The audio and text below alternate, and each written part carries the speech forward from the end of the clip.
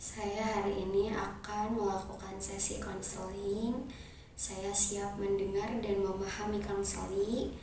Saya menerima apa yang datang tanpa penilaian, dengan hati yang terbuka dan pikiran yang jernih. Saya adakan ruang yang tenang dan aman bagi klien untuk berbagi dan menemukan diri. Saya menerima diri saya sepenuhnya, sehingga saya bisa menerima orang lain apa adanya. Assalamualaikum. Waalaikumsalam, silahkan masuk. Dengan Iren ya? Baik. Di sini saya memiliki 2 buah kursi. Iren boleh memilih di antara 2 kursi ini yang menurut Iren tuh enak buat duduk gitu, nyaman. Boleh di sini? Boleh, silahkan. Sebelumnya saya izin duduk di posisi sebelah sini. Apakah posisi duduk saya sudah terlihat nyaman? Sudah. Baik, alhamdulillah ya, kita bisa bertemu ya di sesi pertama ini. Iren, bagaimana kabarnya? Baik. Baik, sebelumnya dikarenakan ini sesi pertama gitu ya, saya perlu memperkenalkan diri terlebih dahulu, dan juga saya perlu mengenal Iren lebih jauh mungkin ya. Saya dulu ya memperkenalkan diri, boleh? Ya, baik. Saya Salma di sini. Saya bertugas sebagai konselornya Iren, seperti itu. Mungkin dari Irennya boleh memperkenalkan diri. Mungkin perkenalannya teh nama saya Iren. Ya. Iren Natasha, bisa dipanggil Iren gitu. Mungkin saya sama siswa gitu di Universitas Muhammadiyah, jurusan bimbingan konseling. Alamat saya di Permaong. Gitu. Baik. Lalu sebelumnya Iren mengetahui bimbingan ini tuh dari perform apa? Mungkin dari mana ya teh? Aku sih direkomendasi sama teman gitu. Sebelumnya dia juga pernah konseling gitu. Oh iya, baik, dari teman ya.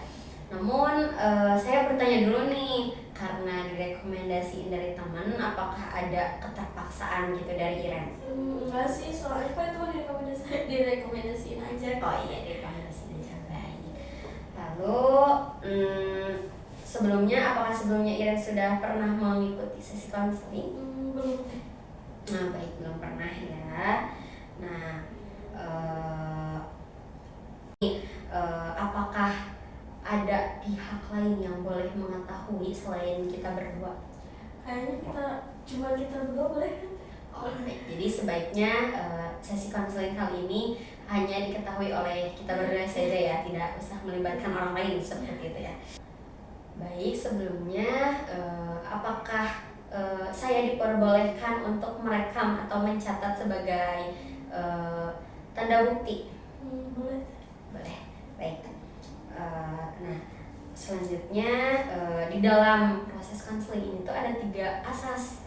Ada asas kerahasiaan, asas keterbukaan, dan asas kesukarelaan.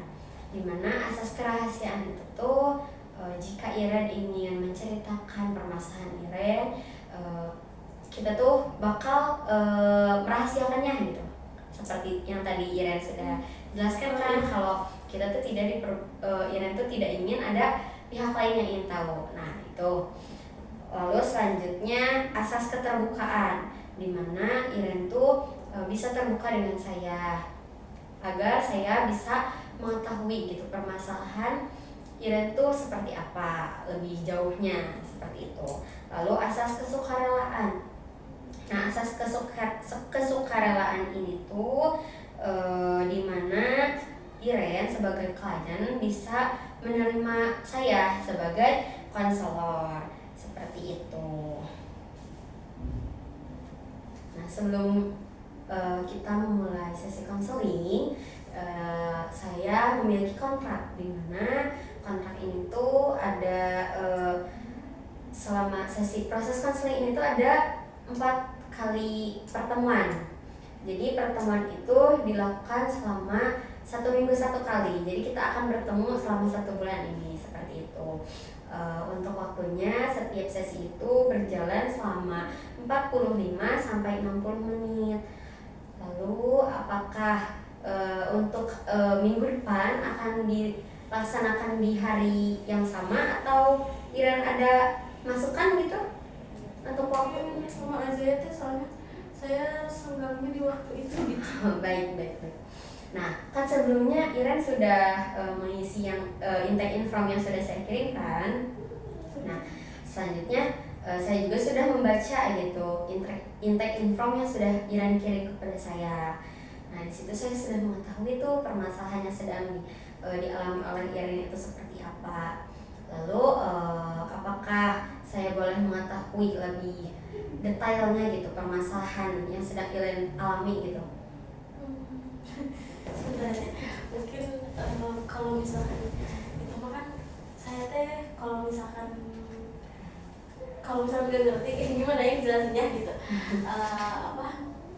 Kan kalau misalkan saya sama orang baru gitu, sama yang belum dikenal gitu, itu teh kan apa ya, suka aku tuh nggak bisa menyesuaikan gini kan. Jadi kalau misalkan aku teh nggak gasek gitu ya nggak bisa gitu buat nyatu teh gitu. Nah, terus pertama itu ya, terus yang kedua teh kayak misalkan sama temen gitu ya, sama temen atau sama temen ini memang gitu, agak kan aku teh orangnya teh suka bercanda gitu ya, suka bercanda, terus suka ngomong juga gitu kan.